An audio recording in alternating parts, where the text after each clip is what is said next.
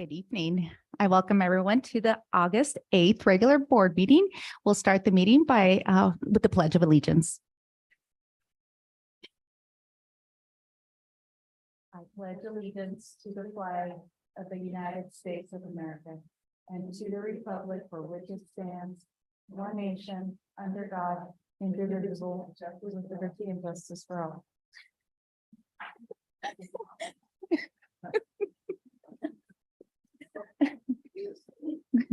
Esta junta se llevará a cabo en inglés, pero si alguien necesita traducción en español, por favor, indiquen su necesidad. Should anyone wish to participate in citizen comment, you can still do so by signing up at the entrance of the room and hand this over to Kim. First on our agenda, we have, prior to that, do we have any modifications to the agenda? Hearing none, we're going to move to the consent agenda. In this consent agenda, we have the minutes from the June 27th regular meeting, vouchers and payroll, personnel report, contracts, field trips, and the May 23rd financial report.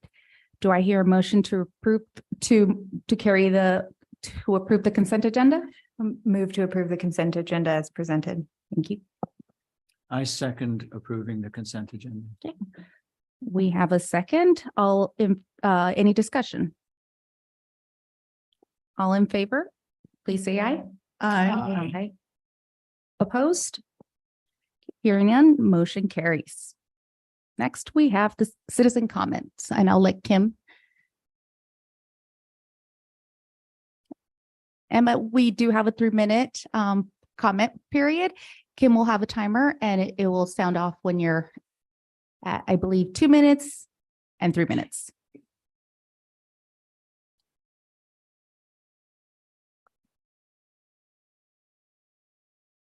Hello, my name is Emma Philly.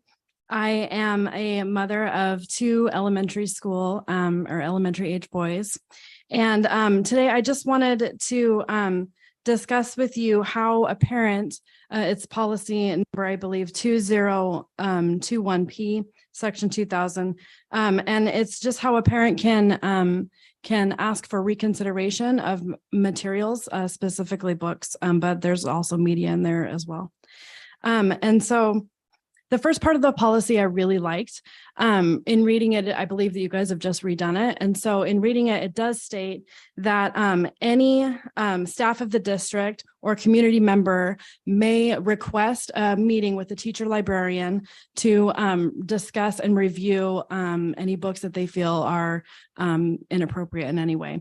And so that's the informal part. And I really like that. It doesn't say that you have to be a parent, and it doesn't say that you have to have a student at that school that you're requesting. So anybody, any community member can do that. And I love that. So thank you for that transparency. Then the next part that I wanted to talk about, it says, so after this meeting, a parent, if they're not getting the level of agreement or involvement that they're requesting, then they can move on to the formal portion of it, which is where they fill out a form, and that goes to you, Corey, to your office. And part of that form that they sign and go over, it says that there's this little part that says that the caveat is that the complainant must have read the entire piece before submission. And I agree, because you don't want people to take things out of context. I understand you don't want just pieces here and there. But I feel that this would make it extremely difficult for community members where English is their second language. And so I'm not really sure. I can understand why that's put in, but how, if somebody would prefer to speak and read in Spanish, how are they going to be able to do that part? It just seems like it would be a stumbling block. And then the last part of the policy, this is really the part that I found to be most disturbing. It's almost in the fine print. It's the very last couple of lines. It's kind of like in a credit card application, right? It's the part at the bottom. And it says materials will not be, It says that the decision regarding challenge materials will not be subject to reconsideration for a minimum of 3 years. So really, this is just a warning to community members that if you do put in a request for formal reconsideration of any materials, be prepared to defend yourself. do your homework. Because the decision on that particular material is final for 3 years. And I feel like that creates an environment of distrust that your decisions are final. And then also it brings up a lot Emma. of questions. Thank you. Okay. More to come. Kim. Okay, thank you. Next on our agenda, we have special presentations. I'll hand it over to Dr. Kalahar. Excellent. Thank you so much. I'm actually going to go to the podium for this one.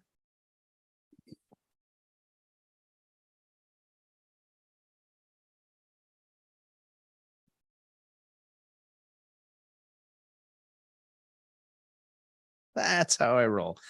Excellent. All right. Well, thank you for this opportunity tonight. I want to read a letter that I got from the Washington State Office of the Superintendent of Public Instruction. And it says, Dear Mr. Kalahar, after reviewing the results of a recent Washington State Patrol annual inspection, we recognize that your school district has again completed the inspection of school buses with exceptional results. For the past 2 years, the results in your district have been outstanding. We congratulate you, your administration, and the staff of your transportation department for these outstanding school bus inspection results. We look forward to your continued support of student transportation safety. So this is a wonderful, wonderful letter to get, and one that I absolutely deserve no credit for, but Jen C., who is the director of transportation, deserves all the credit. So I'd love it if you could just pop up here. Don't have to say anything. You're just joining me, but thank you. Thank you. So we want to present Jen and the Transportation Department with this certificate of achievement. And it says, we congratulate you and the staff of the Transportation Department for the results of the recent Washington State Patrol annual inspection. We recognize that you and your staff have again completed the inspection of the school buses with exceptional results. For the past 2 years, the results have been outstanding, and we appreciate your hard work and dedication to your staff. So I'm honored to give this to Jen C. Thank you so much. Great.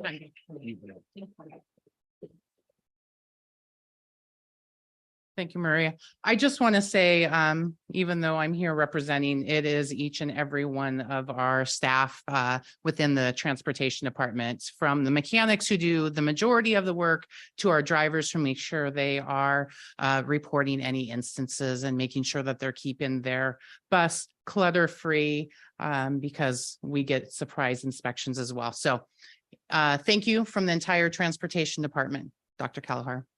Thank you. Thank you, Jen. Thank you. Thank you, Jen, and the entire team. I know oftentimes our mechanics are working behind the scenes and how they're essential in keeping our system going, and our transportation department has gone through some challenges retaining and hiring drivers the last several years. So congratulations. Next on our agenda, we have, I'll pass it over to you. Presentation. Oh, yep. Okay. All right. Our GISA presentation tonight, and we have Director of Career and Technical Education, Jake Buchholz, to kick us off. Thanks for being here, Jake. Thank you. Evan, come on up here. Yeah. So first of all, thank you for having us. I have with me tonight special guest with us. This is Evan.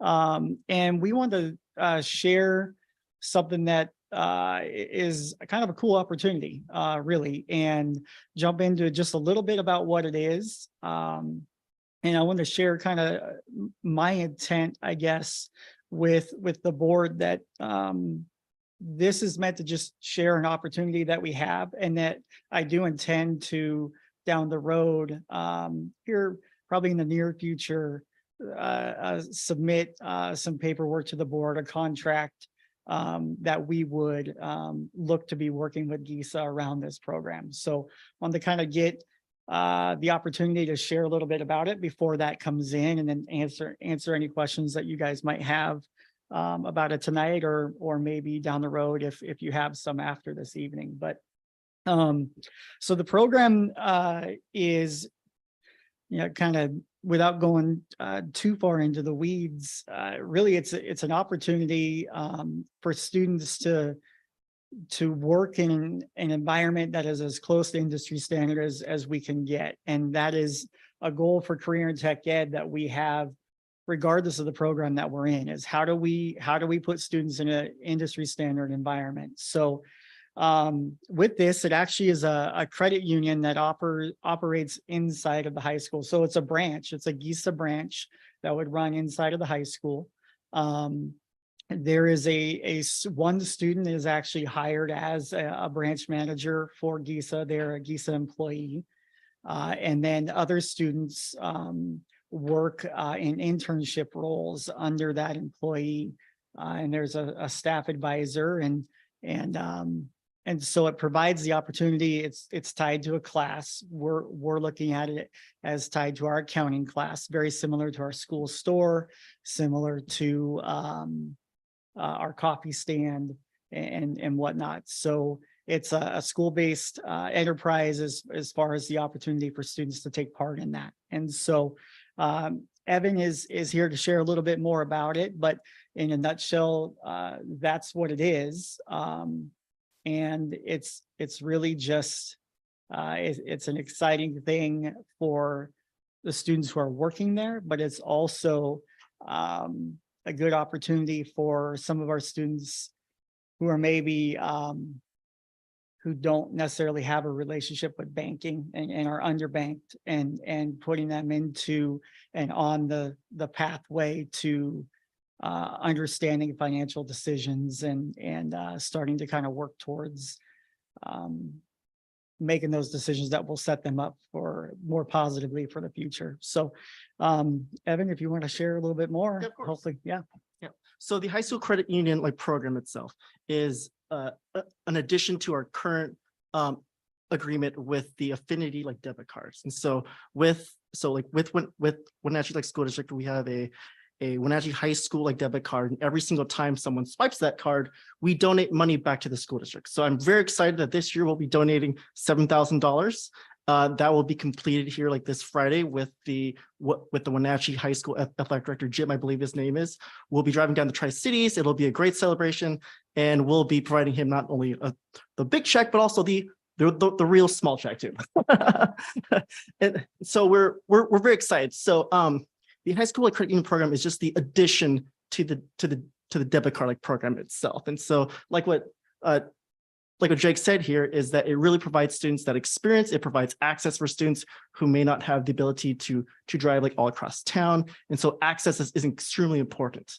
And so the beauty about this program is that it does give that financial literacy experience in where students can preach the gospel. Again, what is a savings or checking account? I mean, and so it really helps students understand what the purpose is and how to use money very wisely. And so that in essence is the program. And so it is a year-long program where we help out with that one student and then work with the class. And that's the great experience that they'll be able to take away with it. Cool. So, I mean, there are, logistical, I'm sure there are logistical questions and different things like that. But just to kind of share with the board, earlier in the spring, Evan came and we were able to walk through Wenatchee High School and look at different locations of that would be suitable for the location for the branch. They're actually relatively simple requirements as far as where the branch can be located, where that space could be located, and we've found a suitable location for that. And then as far as technology and those other things, that's provided by GISA, and that student again as an employment or as terms of employment as an employee of GISA, they have access to that terminal through their system and all of that. It doesn't work through the school district system as far as Google or anything like that. It's the same way that they would log into their terminal if they were inside of a brick and mortar GISA branch. So there's things like that. And I guess I'm just sharing that, I guess, just to kind of show that we've kind of thought through those things and we've walked through those locations and we've talked about that stuff. So, but if there are other questions that you have, we'd be happy to answer them.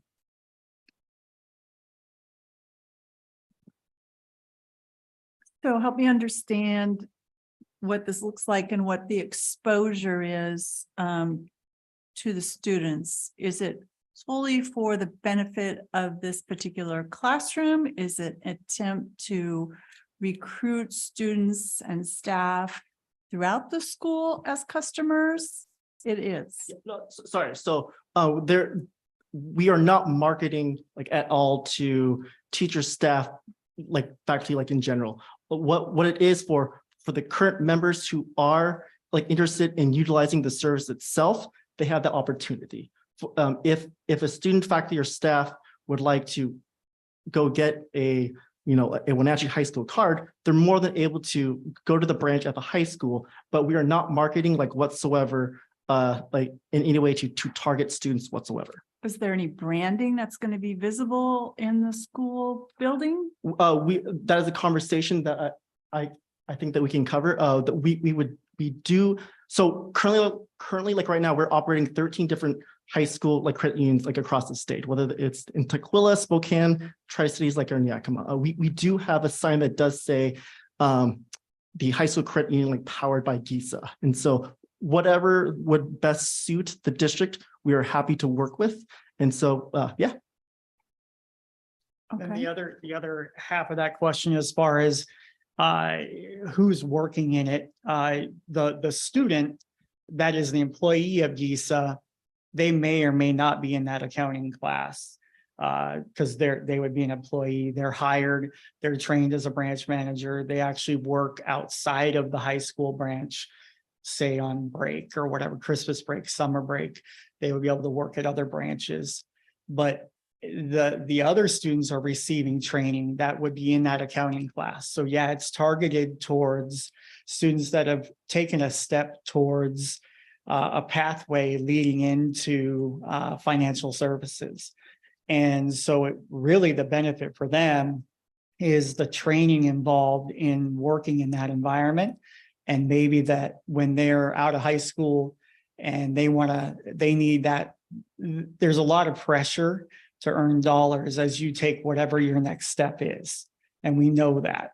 And so the idea that we're trying to build is, how do we get students ready to jump into employment where they can do that and then move towards whatever the next step in their educational career is? So this is a good opportunity to have a skill set that now I can go to work, whether it's at GISA or Chase or wherever. You're going to have a skill set that you can rely on to work through school or whatever, if that's what you want to do. I get that. So do we not have an existing requirement of financial literacy in our high school? And is that not a unbranded curriculum offered through a nonprofit, or is it up to us to determine how we're delivering that? Martin, you worked with that organization quite a bit. Yeah, I'm listening to this for the first time, and I see this as quite a bit different from the financial literacy curriculum. And in fact, I would have serious concerns about any financial institution being the one that delivered the curriculum. So I think that needs to be separate. And from what I'm hearing, this is kind of a hands-on exposure to actually having an account and seeing how that happens at almost kind of like a shadowing one. Laura asked a question about which we would have to address is, GISA has existing relationships with the debit card. I would just like to pause and understand the whole system better. But I do, to me, it is important that it is not financial literacy curriculum. It is an exposure to aspects of it, I would think. Right. So yeah, I want to address that. So our financial literacy courses, we have several courses that satisfy the financial literacy grad requirement. The curriculum that is used for those courses is Next Gen Personal Finance, which is national curriculum. It is free to use. Will continue to be the curriculum that is used for courses that count towards financial literacy. This program is not a curriculum. It is not meant to be a curriculum or taught as a curriculum. When I say attached to the class, it is the same. What I'm referring to is our school store is attached to our marketing class. So the marketing class, the small business management class. So that small business management, when you take small business management, you learn about it through the curriculum. Mhm. But one of the other things that you do is you get experience working in a school store. Sure, but I see that as different because we're not running a Starbucks branch within the school or any other branded coffee shop. We are teaching students about how to operate a business. And we have policies in place about, branding and advertising within our school buildings. And I just think that we need to be very careful about protecting the interior and exterior of our student body facilities from going in a particular direction with a particular brand. Yeah, I'll echo that a little bit as well. I love the idea of students going out and having external internships to get these kinds of experiences and at various institutions. I've become a little bit concerned about institutions coming into our building and kind of monopolizing those opportunities for students. What if Starbucks comes in to run the student store and other businesses start coming in to offer classes to students? It's a bit of a slippery slope in something like this. I don't have enough information here to know exactly what the scope of all of this is. So the first things that trigger my interest are, what is the safety security concerns? Is this, we're actually dealing with real people's money, other students?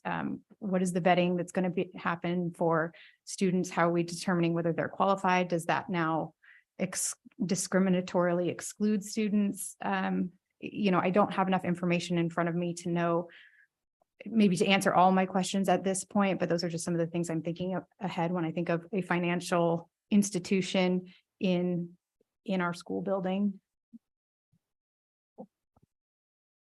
Absolutely. And I'll just speak to that a little bit too. This is a first blush for our board to get some information about it. So we will definitely be coming back with more information before there's a contract in front of anyone or before we make any steps moving forward. So yeah, but this is a great time to ask your questions. Thank you. In regards to the high school instructor, is that somebody that would be hired through GISA or through the district? So the high school instructor it would be one of our existing instructors. That would be the accounting teacher Okay. in this case, when you read that section. Okay. So- And then we're talking about having a branch within the school, correct? Is that strictly for staff, faculty, student use, or is it open to the public? Julie mentioned safety concerns. And so what does that look like for current? Yeah, of course. branches? So like traditionally speaking, that the high school credit union program, and again, every single question that you're that all of you are asking are 100% great. Again, we're happy to work with any question, and everything that you're asking right now is what I've been working with every single district too. So every question you're asking is 100% normal there. So yeah, so thank you very much. The high school program is just specifically for students and or someone with that Wenatchee card. And so whatever the access is for the school and the school district itself, we 100% support that. We wouldn't want any random person walking in whatsoever. And so the safety and security for the students is the highest there. And so it's specifically for the students and staff and faculty of the school itself who has that card. Okay. And then I see here, is it transactions only, or are we talking? I don't know. I mean, what are the requirements? Can a 16-year-old go to the branch and say, I want to open an account? Or how does that work in regards to banking and what's allowable for underage? So it's not necessarily that we have the 100% every action every form of business at the branch, but we have 3 different forms, which is not necessarily a watered down version, but it provides those financial experiences. So for savings, for depositing money, withdrawing money, and then a cashing check. And so there isn't any form of car loans or house loans or anything like that, of course. But it is more a comparable like program that is suited specifically like for those students. So it's primarily like those three programs there. Okay.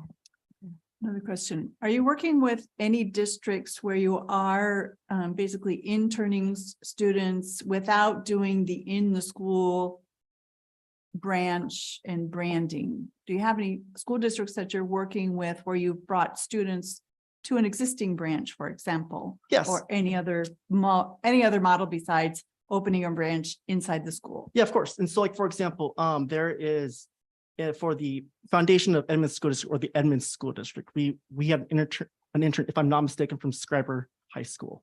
And so that specific student worked with another department. I don't know specifically what that department was, but I know that there was some form of internship like with KISA. So I didn't answer your question 100%, but I do know that there was some form of internship. Well, yeah, and I was just wondering if there were any more robust internships or programs where you would serve an entire class, like you're talking about serving an entire class within the school building itself. What are the alternatives to that beyond just serving, one or two interns at a time? Are there other models where you're serving an entire classroom, but not doing so inside the school building? I would say that we have not specifically like done that, but I do believe that we can come up with some type of customized like program. That'd be great. Thank you.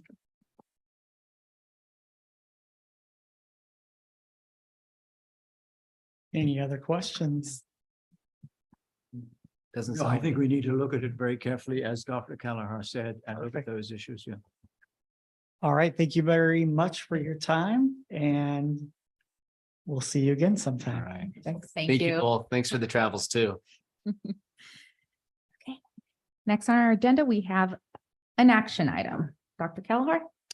Yes, so this is a conversation and an action item about a topic that the board has learned about over the course of the past few months. The Franz Law Group, who also filed the lawsuit against Juul, is spearheading similar litigation against social media companies and has recently asked Stevens Clay Law Firm earlier this year if they would help coordinate the efforts in Washington State for this litigation. Like the Juul litigation, the lawsuit focuses on and raises awareness about the damage to young people caused by social media companies. And like the Juul litigation, the lawsuit seeks monetary compensation for the school districts that must respond to the damage. There's no upfront cost for the school district to join. And the lawsuit alleges that the media groups such as Snapchat, TikTok, Instagram, Facebook, and others intentionally target youth to stay connected and spend an inordinate amount of time on their devices. They also argue that the algorithm intended for corporate sales are impacting young people to elicit addictive behaviors with their devices.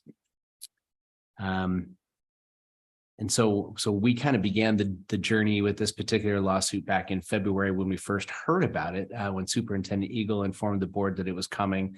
And since June, I have been keeping the board updated with the updates that I have received. So, and then we most recently read a Wenatchee World article about the Quincy School District joining in the lawsuit as well.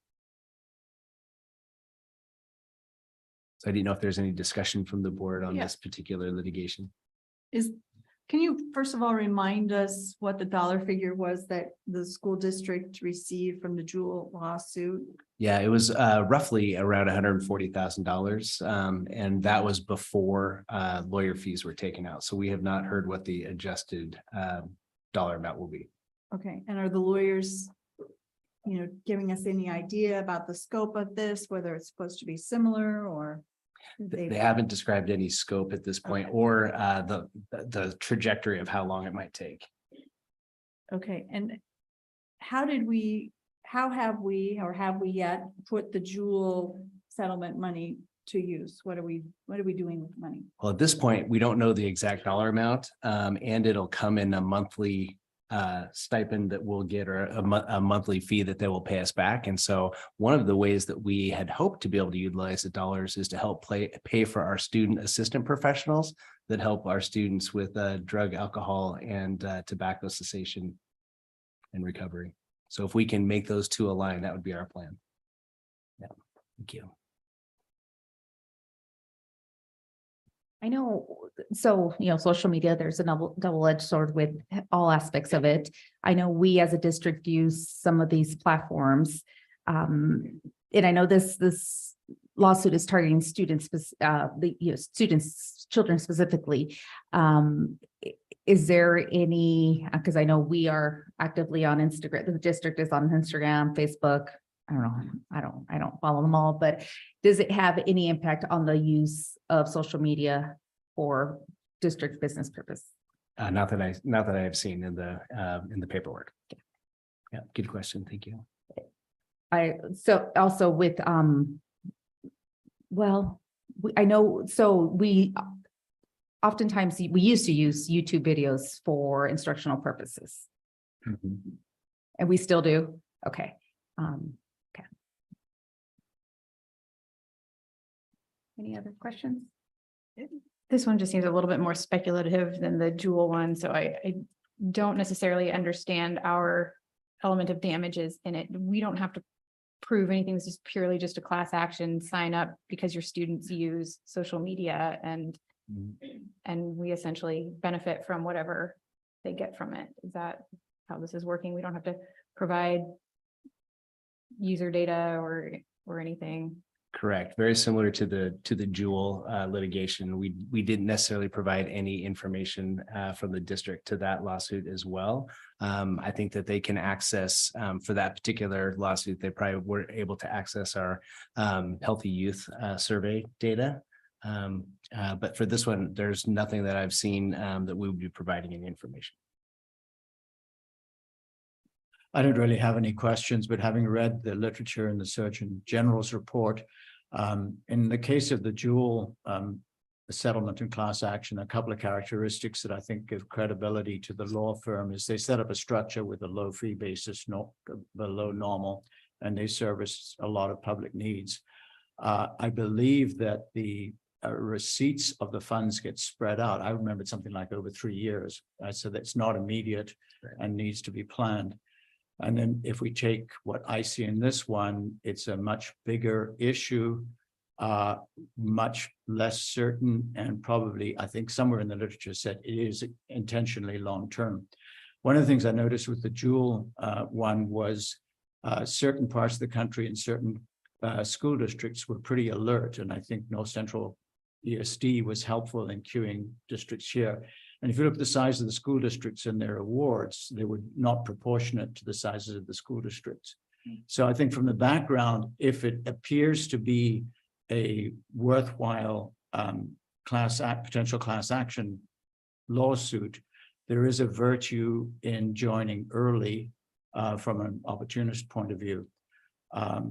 And I think that's a good question. We use these services, but I would kind of make the rather cruel comment that all of these very big entities both serve everybody and are exploitive in many aspects. And the part of their services that is the subject of the lawsuit, it's not obvious from the Surgeon General even near where they would go. I imagine it's going to be a long deposition and discovery time, but it would specifically be practices that are detrimental to youth that cause school districts to spend money.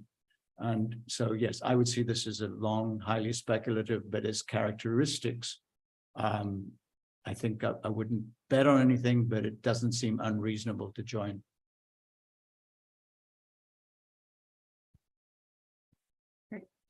At this time, I will entertain a motion.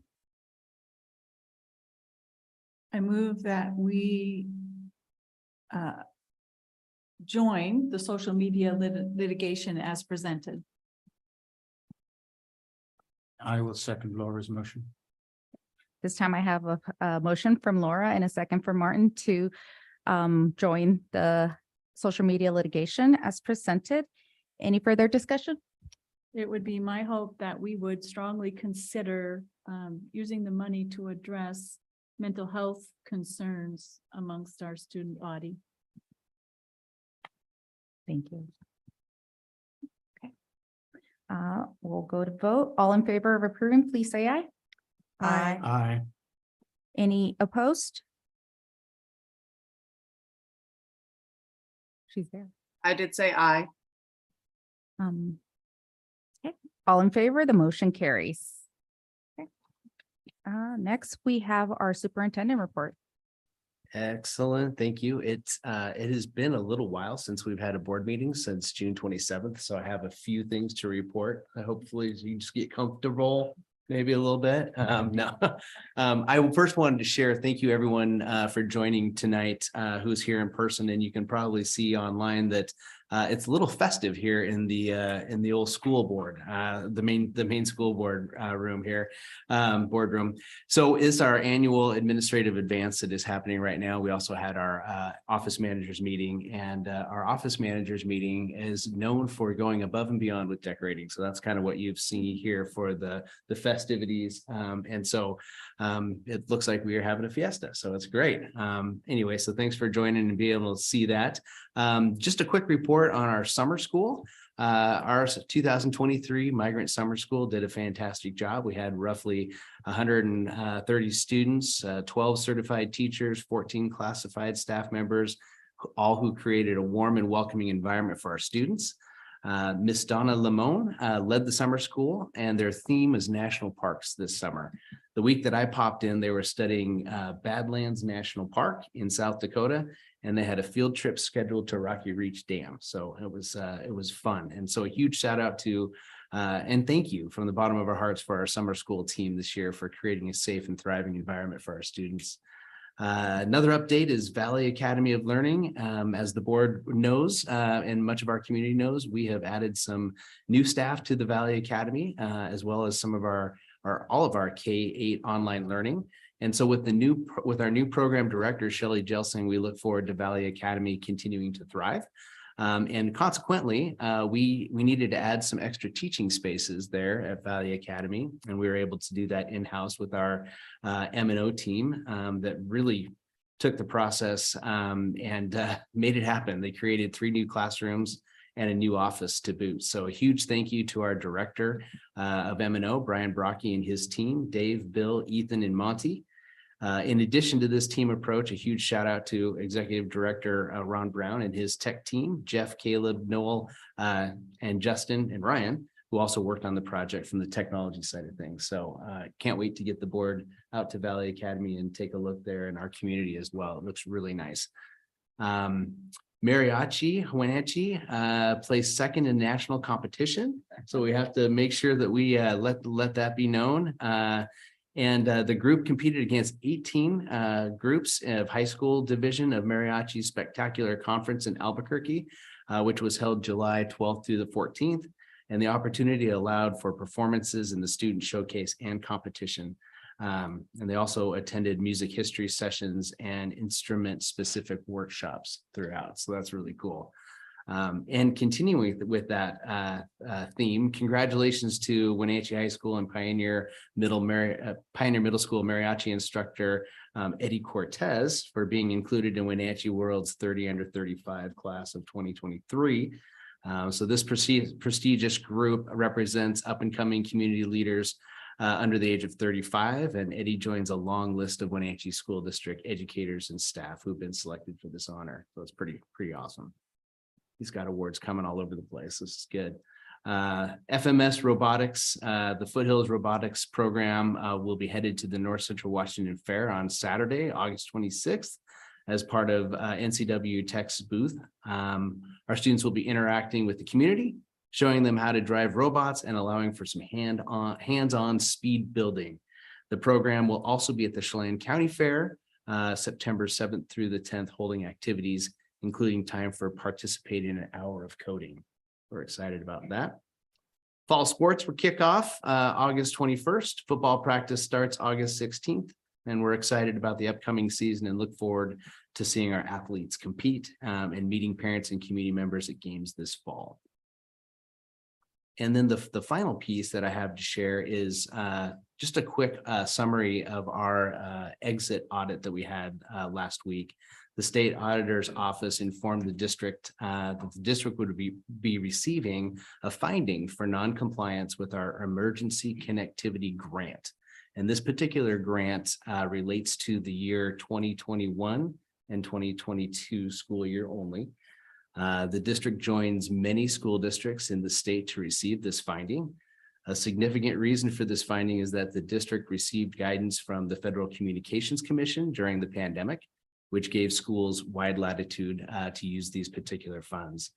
The FCC clarified its guidance after districts had spent the dollars which state auditors' offices used to audit this particular program. So we feel like there was a little bit of a disconnect in how the district was guided to use the dollars and the funds. And then the state auditor's office was given a different set of directives on how to audit for those findings. And so there was a little bit of misunderstanding between the two areas. But the district, we understand ultimately where the state auditor's office position is. But like many districts, we're a bit frustrated by how the audit turned out and our concerns on how this will be perceived by our public. The district spent these funds on laptops and other devices, other electronic devices for our students and employees to ensure the district could provide adequate resources during the pandemic. The Wenatchee School District followed the guidance that was given at the time, and our state auditors are also following the guidance that they were given at their time. We have communicated these concerns and frustrations to the state auditor's office and just wanted to share that with the board and our stakeholders in our community. So thank you for the time. Sorry, that was a little bit long, but we hadn't been together since June 27th. So That's okay. Quick question. So as OSPI jumped on the bandwagon and supporting districts in this communication with the state? there's been some support from OSPI on the communication with the state auditor's office, not necessarily in response to each district's personal response, but they kind of have an overarching response. Yeah. I'll just jump in, since I participated in the exit with Dr. Kalahar. The state auditor did jump in on behalf of districts and sent a letter to the feds, because there are almost every district in the state received the same finding. And so the public is aware the purchase itself was not ineligible in any particular way. It was entirely based on how the documentation was presented to justify the purchases. So it was truly a moving the goalposts after you've already sent it. And it's, nothing we can do about it, but it's That's super really frustrating. unfortunate. That's really, really unfortunate. Yeah. I believe that letter that Julie made reference to, it's from the state auditors to Pat McCarthy. Did you guys get a copy of it in the exit packet? We got a hard copy of it, so. Is that the same 3 pages that the state auditor wrote to the FCC? That's the what last I'm 3 referring to. pages of the Yes. audit, yeah. Yes. I would characterize that as the state auditor saying that next time round, don't send out vague instructions and then for audit strict instructions. And it was, done very politely, but you had an auditor saying that correctly by the audit rules, we found a lack of compliance. But if you look at the sequence of events, look to where that started from, which was the origination of the instruction. So I think it was quite powerful, but polite support from the state auditor. And I guess one of the other things I want to add is that I thought was striking, because the state auditor quotes a number, which is the total program, but they say we don't know how many devices might have gone to people who had another device. Instead of, there were 3,100 devices, the vast majority, if not all of them, which can be accounted for by the school district, everyone individually where it went was probably done. But what was missing was the later addition of get a documented follow-up as you hand it over. No, there isn't another laptop around. You had one. And that presumably is not very many people. All of those laptops are accounted for. So don't be fooled by the dollar amount on finding either. Yeah, and I think it goes further than just handing over a laptop because a student, there's 2 students in a household and only 1 device. It also goes to supporting the systems that we run our instruction under, whether it's Canvas. I know Lewis and Clark has iStation, which is a little bit older, and just a different programming. So perhaps the household did have an accessible laptop for the student, but it didn't support the systems that the district was running. So there's variable reasons why, hotspots as well. So yeah, it's unfortunate, but this is our current reality. Yep, thank you. But are you sure about our Title I audit and how fabulous that went? That's true. We did have, I should share the positive with the negative as well. The overall, the audit did have some celebrations as well. In fact, as they were sharing on the Title I audit, they literally could not find any errors in any of the documentation that we had. And so that's a huge celebration and a tribute to our Director of State and Federal Programs at this point. So thank you for that celebration that I forgot to add. Appreciate that. And just to go a little bit further, the auditor said, it's a huge program and it's very unusual to go to review the whole program without any findings. So congratulations. Yeah. So fabulous. Okay, next on we have board communication. Laura. Okay, Martin. I was going to be good, but a couple of things. I want to echo Corey a little bit because I think it's really significant to recognize the good work. Transportation Department, all of you, top to bottom, thank you. I actually spent some time in the migrant summer school on the National Park Study. I was astounded by the intensity of engagement of the students, by the stretched vocabulary that they were using, several grades above their normal school level, and by the science. It really was remarkable to see. So I think that was something very special. And also on the mariachi, yes, I was lucky enough to be told, go quickly look and see the clip. So yes, they came second and they were very proud and they did an amazing job on that program. Catherine? Well, there were a couple of things that I wanted to talk about, but first of all, I just wanted to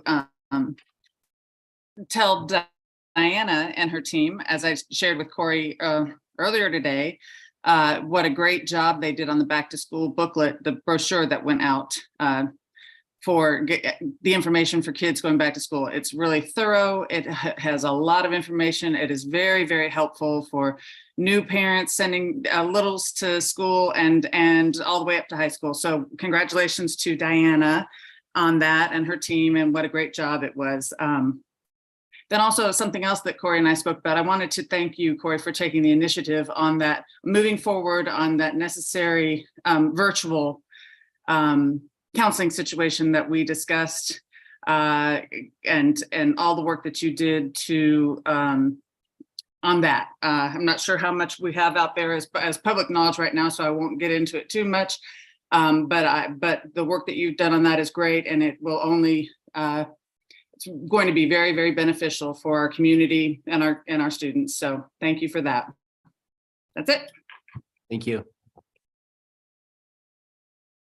Only thing I have is just a reminder that the Waterville Fair, the North Central Washington Fair, is August 24th through the 27th. And we have a fair amount, like what I did with that, of students participating that you're always in the FFAs and all kinds of programs and lots of various activities. So it's a fun, accessible fair to get folks out to as we get ready for the new school year.